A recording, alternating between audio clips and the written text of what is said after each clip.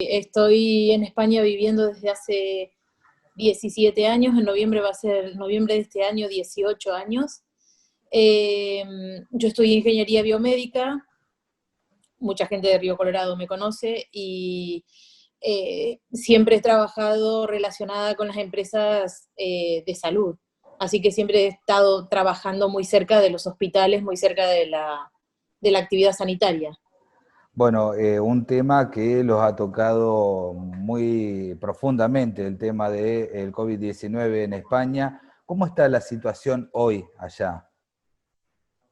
Pues ahora ya ha remitido mucho, quedan muy pocos pacientes en cuidados intensivos, con lo cual, pues la verdad es que se nota que se ha aliviado la presión asistencial. Eh, Creo que el gran impacto de frenar un poco la situación lo tuvo el hecho del confinamiento.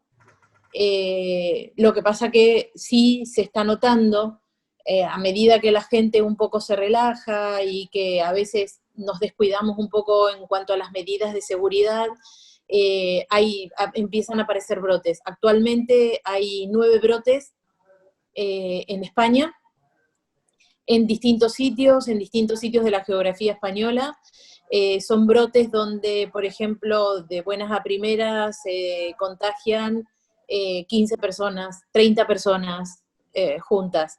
Y esto es peligroso y están un poco intentando monitorizar muy bien, llevan mucho control ahora, mucho más que antes, sobre todo porque también es cierto que hay más tiempo para dedicarle al control epidemiológico de alguna manera, a buscar quién se infectó y con qué personas estuvo en contacto, y entonces de forma mucho más eficiente que antes se puede controlar y se puede limitar el contagio de esos brotes que surgen en distintos sitios.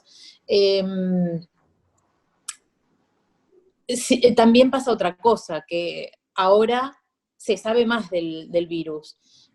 Ahora se sabe más de cómo manejar un paciente con coronavirus, y un poco yo creo que todos los casos que vayan saliendo de aquí en adelante son casos en los que se controla un poco mejor la evolución de la enfermedad. Pero decías recién lo del tema de los brotes. Esos brotes que se empezaron a dar fueron en lugares donde se cambió de fase de aislamiento, donde se abrieron un poco Se la... cambió de fase, exacto, se cambió de fase, la gente se juntó, son todos brotes que surgen pues de un cumpleaños que se festejó, bueno, algunos no por cambio de fase precisamente, sino por desoír las recomendaciones, eh, pero sí es cierto que muchos de los brotes estos son de la última semana. En los cambios de fase, a medida que se va reactivando un poco la circulación de gente, pues ha ocurrido esto. Pero están en época estival.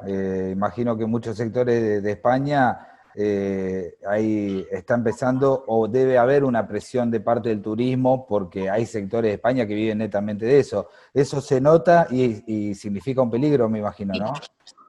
Sí, sí, tú piensas que el turismo es creo que si no es la primera, es la segunda industria, o digamos la segunda fuente de Producto Bruto Interno en España, y es una actividad muy importante de la cual vive mucha gente.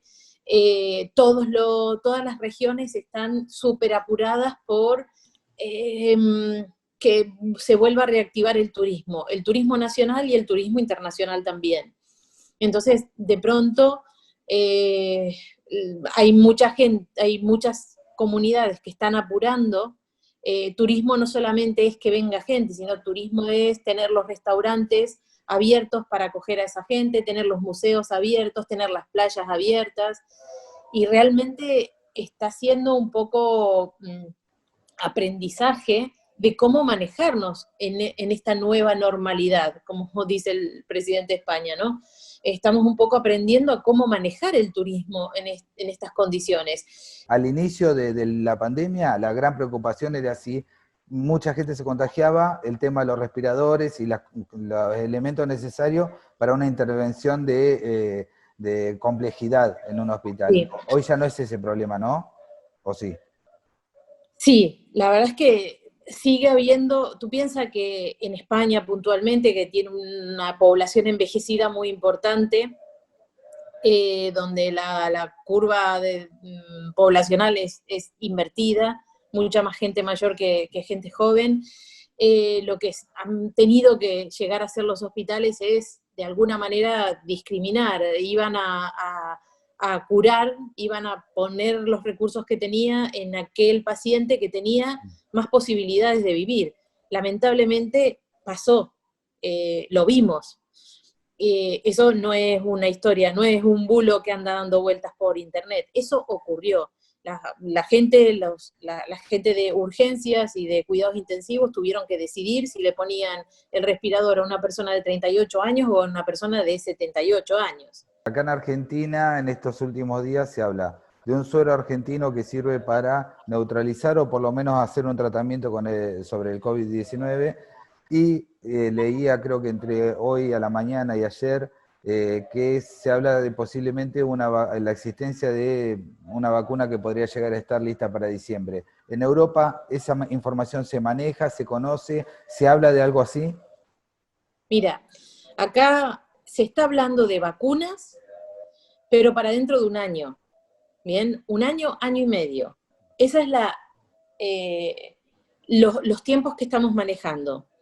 Es cierto que, por ejemplo, una de las prioridades que estamos teniendo ahora es que todo el mundo se vacune contra la gripe común, porque así por lo menos la gente que evite enfermarse de gripe común y que los enfermos que caigan con coronavirus pueden ser atendidos de mejor manera. Bien, o sea, por vacunas, para este invierno no va a haber vacunas. Este invierno me refiero octubre, noviembre, diciembre de este año. No va a haber vacunas, no se las esperan hasta dentro de al menos año, año y medio. Y eso tiene que ver con los tiempos que obligatoriamente tiene lleva el proceso de confirmación de una medicación. ¿Bien? Por otro lado, escuché lo del suero. Yo creo que también tenemos que ser muy cautos al hablar de esto, porque de la misma manera que el caso de la vacuna, cualquier suero, cualquier nuevo tratamiento va a tener que pasar por todas las fases para poder confirmar su fiabilidad, para poder confirmar que no genera efectos secundarios, para poder confirmar que realmente hace lo que se espera que haga. ¿Bien? Y eso es ciencia, eso es evidencia clínica, eso es así. Algo que le quiera, no sé, decir a la gente de Río Colorado, algún mensaje, algún saludo, un consejo. Mensaje, cuidarse,